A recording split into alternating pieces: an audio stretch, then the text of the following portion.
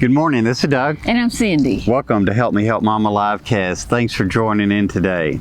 Well, today we're going to be talking about opinions, specifically opinions that you may encounter between you and your siblings as you're working to craft a going forward plan for your declining mom or dad.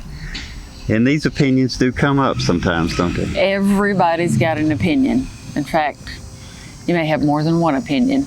Yeah, and sometimes you get stuck on opinions. By the way, if you don't get our newsletter, go to help.mom/cc. In this newsletter, we had an opinion about a tree. A tree.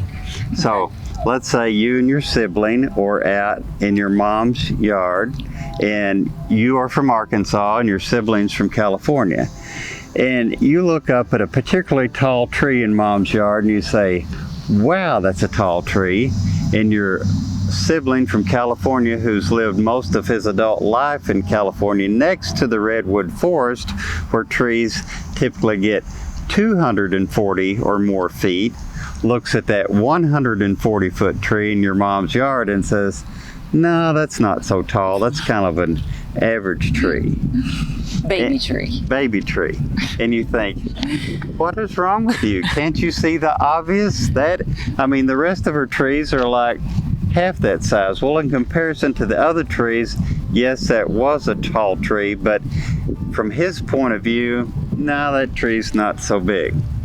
So, this happens sometimes. The siblings grow up in the same household, and then they all graduate high school, maybe graduate college, go to military, whatever, and then they fly the nest, and go off to live their own lives, maybe in different places with their own families. And they form different opinions, different ways of looking at things. So when mom starts declining and they all get together, everybody thinks they're right. Absolutely. Absolutely. About each issue that mom has. So one way we talk about kind of evening out the playing field is to do an assessment of mom. See where the issues really are, because if each member, each adult child does an assessment, they can see what they think mom has issues with. What she's struggling with now that she could do well several months ago. If you do an assessment and you look at, everybody tries to write down, what they see mom struggling with versus what she did well a few months ago, that may help. But you know what? They're probably going to have different opinions even about her ability to do specific things. So if you're talking about whatever, and maybe you're at the mom-centered family meeting and you get stuck. So here's one simple unstuck strategy. We call it the ABCs of family dispute resolution. So the first one is an area of disagreement. Even if it's something that each of you found on the assessment, if you disagree on that, write that item down. What I do is get a yellow pad, write it down, and then write down at least 2 options for each child. Each child come up with 2 different options, and then discuss those, how these options to resolve this issue. Because a lot of times you don't want to just skip over it. And sometimes that's what people do. You can't agree on it right now, so you just skip over it.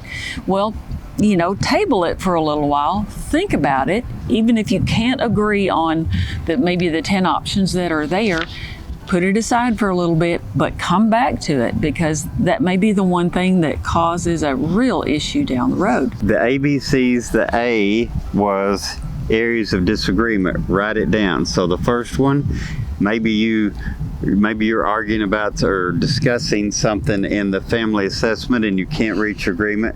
So write it down, discuss it. Maybe you can come to an agreement. Maybe you can't. If you can't, write it down and move on. B is build upon everything you can agree on. So maybe the next topic that needs to be discussed is something you can agree on. Maybe you all agree upon mom needs an outside family caregiver to come in to help, and maybe you could agree upon that.